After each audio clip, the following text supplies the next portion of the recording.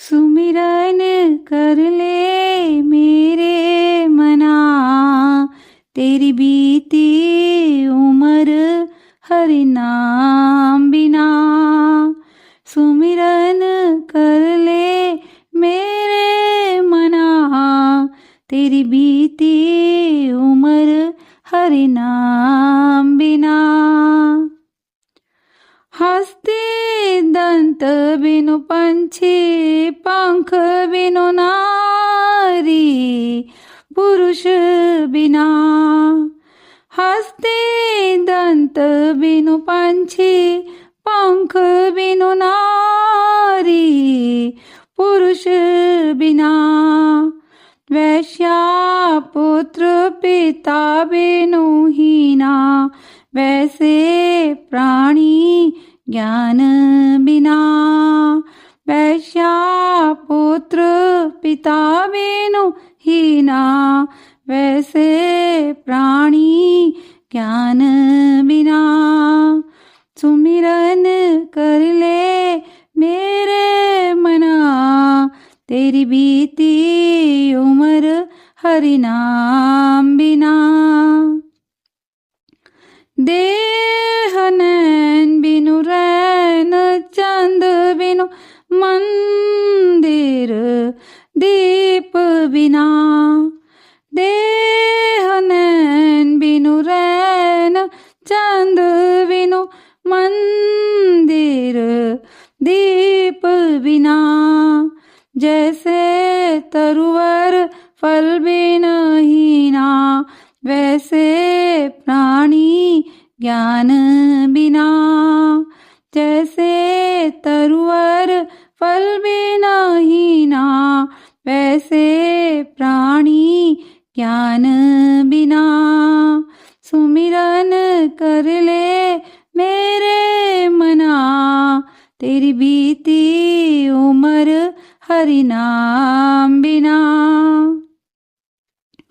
कूप नीर बिनु धेनु, क्षीर बिनु धरती, मेह बिना। कूप नीर बिनु धेनु, क्षीर बिनु धरती, मेह बिना।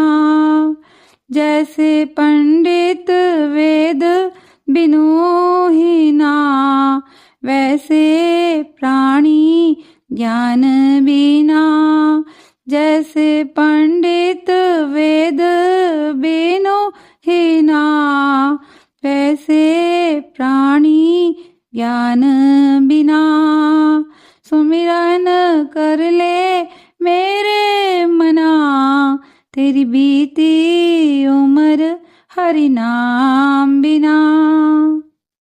काम क्रोध और लोभ मोह सब तृष्णा त्यागे संत जना।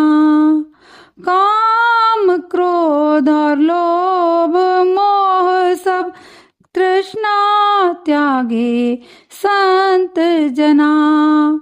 कहीं कबीर एक गुरु के शरण बिन, कोई नहीं जग में अपना। कहीं कबीर एक गुरु के शरण बिनु, कोई नहीं जग में अपना। सुमिरन कर ले मेरे मना, तेरी बीती उम्र हरि नाम बिना। सुमिरन कर ले मेरे मना, तेरी बीती उम्र हरि नाम बिना। कबीरदास जी इस भजन के माध्यम से हमें समझाना चाह रहे हैं कि हे प्राणी, तू भगवान का भजन कर ले। हे मन, सुमिरन कर ले उस प्रभु का, तेरी उम्र बीती जा रही है।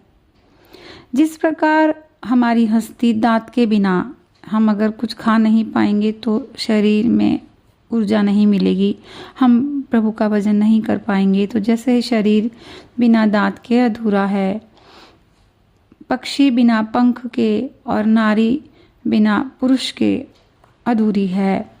ऐसे ही अगर कोई वेश्या है, उसका पुत्र है, उसको अगर उसका नाम नहीं मिला है तो वो भी अधूरा है। वैसे ही प्राणी बिना ज्ञान के अधूरा है, बिना प्रभु भक्ति के अधूरा है।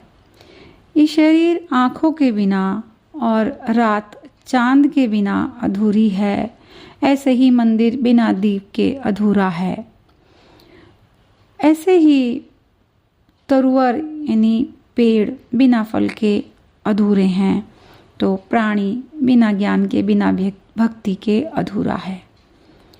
कुआं बिना पानी के अधूरा है और गाय बिना दूध के, अगर वो दूध दे रही है तभी वो पूरी मानी जाती है, नहीं तो उसको भी हम पूरा नहीं मानते। और धरती बिना मेघ के यानी बिना वर्षा के अधूरी है, कि अगर धरती पर बारिश नहीं होगी तो कुछ उगेगा नहीं, कुछ उगेगा नहीं तो धरती फलेगी नहीं, लोग उस पर जी ही नहीं पाएंगे। तो जैसे पंडित ने अगर वेद नहीं पढ़े हैं तो बिना वेदों के पढ़े वो अधूरा है, ज्ञान उसे होना ही चाहिए तभी वो पंडित कहलाएगा। वैसे ही प्राणी बिना ज्ञान और भक्ति के अधूरा है।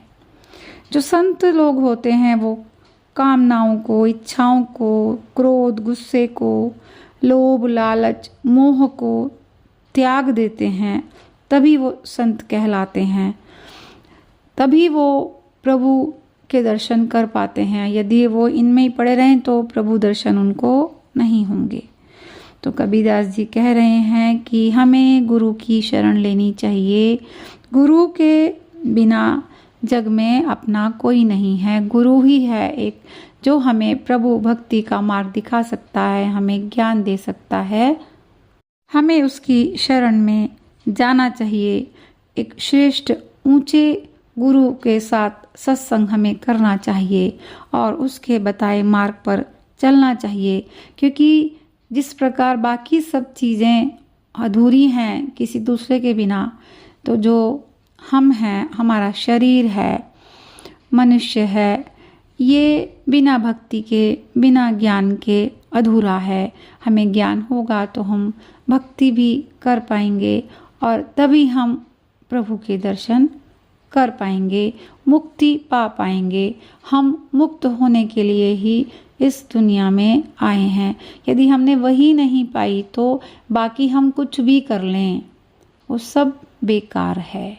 तो हमें प्रभु भक्ति ही करनी चाहिए, प्रभु नाम का सुमिरन हमें करना चाहिए। कुछ भी हम काम कर रहे हैं संसार में रहते हुए तो वो भी हम प्रभु नाम का सुमिरन करते हुए कर सकते हैं। बंदगी कबीर साहब की।